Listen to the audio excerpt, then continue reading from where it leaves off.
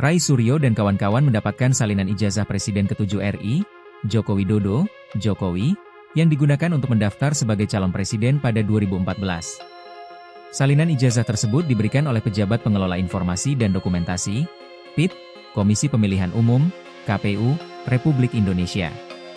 Ijazah tersebut diterima oleh salah satu kubu Rai Suryo, Bonatua Silalahi, di kantor KPU RI, Jumat, 24 Oktober 2025. Dokumen tersebut diperlihatkan kepada awak media. Ada beberapa data yang ditutup dalam salinan dokumen tersebut, mulai dari nomor ijazah, nomor mahasiswa, dan tanggal lahir Jokowi. Tanda tangan rektor dan dekan, serta tanda tangan pejabat yang melegalisir ijazah tersebut juga ditimpa dengan kotak berwarna abu-abu.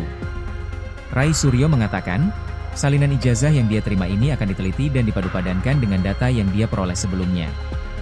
Saat ditanya apakah pejabat yang mengesahkan legalisasi juga akan diminta keterangan, Rai mengatakan tidak perlu. Dalam kesempatan itu, Rai Suryo meyakini bahwa salinan ijazah yang diterima dari KPU akan membuktikan tudingannya terkait isu ijazah palsu Jokowi.